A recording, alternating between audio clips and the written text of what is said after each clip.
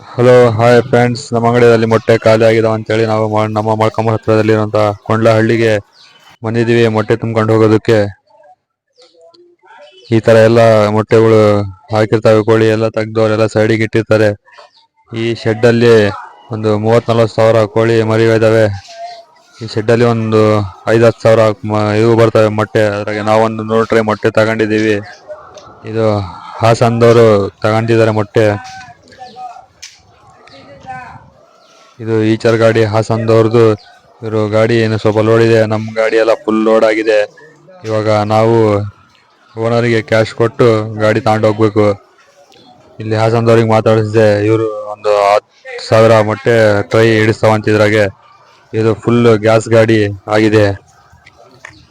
ನಮ್ಮ ಗಾಡಿ ಎಲ್ಲ ಲೋಡ್ ಆಗಿದೆ, ಇವಾಗ ಹೊಂಟು ಹೋಗೋದೆ ಫ್ರೆಂಡ್ಸ್.